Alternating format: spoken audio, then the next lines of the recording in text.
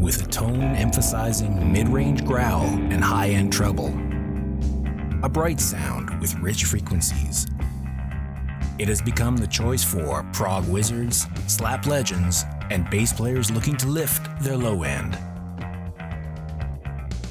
The Fender Jazz Bass.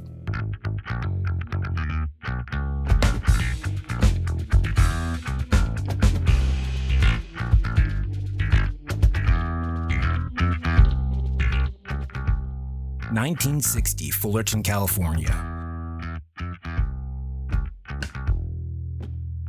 Leo Fender unveils the newest member of his increasingly popular line of electrified guitars.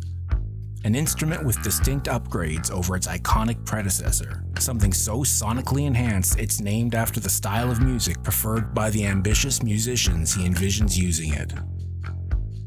To help appreciate what the jazz bass is, we first need to distinguish what it isn't: the P-bass. Debuting 9 years earlier in 1951, the Fender Precision Bass was the first mass-produced electric bass.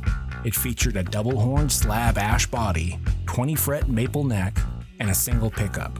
That configuration remained largely unchanged throughout the 1950s, and by 1960, Fender was looking to shake things up.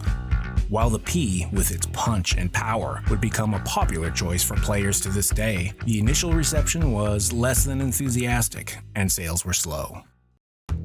The upright bass remained the primary choice for many players.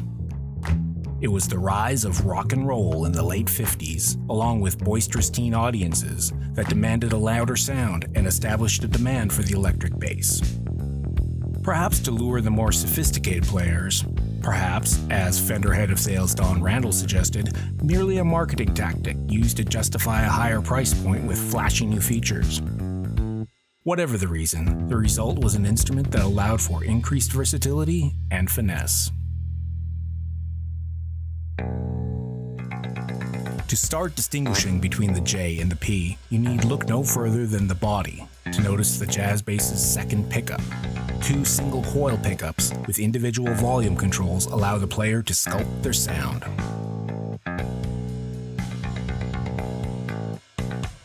More treble from the bridge.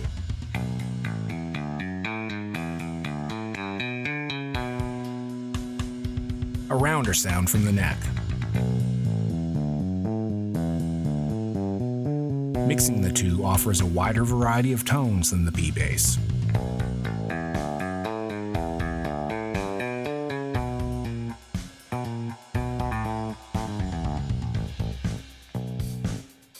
The body itself is less symmetrical and more contoured, the offset waist contour body as it was branded by Fender.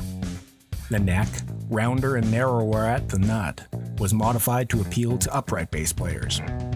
And rosewood fingerboards were included for a more grown-up look. Initially called the deluxe model for its upscale, more elegant look and feel, the bass was renamed Jazz to appeal to that more serious musician. Ironically, those players preferred the thicker neck on the P as it was closer to an upright bass, and the Precision would be the bass of choice for much of the 60s. That said, sales of the J were steady and stable, and it began to be heard being played on some of the blues-influenced rock coming out of Great Britain in the late 60s. The Who's 1965 hit track My Generation not only featured John Entwistle sporting a J, but it features a full-on bass guitar solo. And it was the jazz bass that John Paul Jones used to stand out next to Jimmy Page's bowed guitar and the wail of Robert Plant on Led Zeppelin's Dazed and Confused.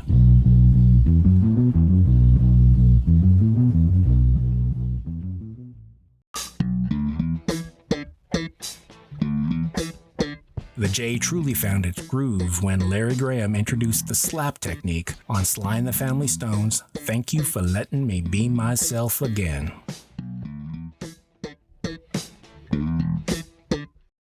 It was during the 70s that the instrument finally made a real splash in the genre of jazz, albeit in a distinctly DIY fashion. Jaco Pastorius of the Weather Report used a butter knife to carve out the frets to shape the sound of the virtuoso playing on his Bass of Doom.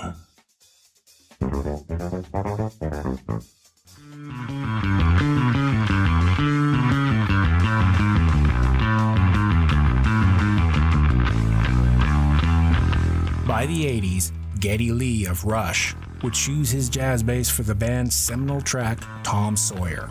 The J had become firmly embedded in the bottom end of all musical genres.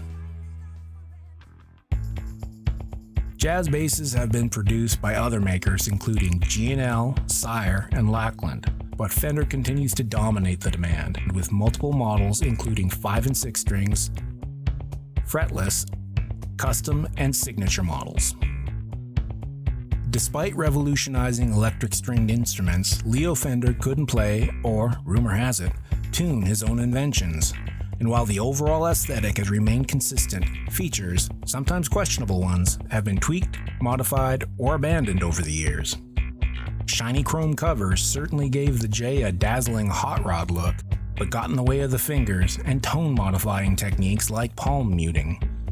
To compensate, early models included felt mutes that were screwed in place, making spontaneous tonal changes impossible. Most players would quickly remove them shortly after purchasing, and they were ultimately eliminated as an option. The controls originally featured a stacked configuration, 2 knob pots with volume and tone for each pickup. Flea of the Red Hot Chili Peppers plays a 61 model. Fender soon changed to the single tone with individual pickup volume controls seen across most models since 1962. Pickup placement and tone woods were also experimented with through the years, and manufacturing sources would change. But the essence of the instrument you may now be considering has endured, elevated, and put an exclamation point on the groove for many finding their way into the lowlife.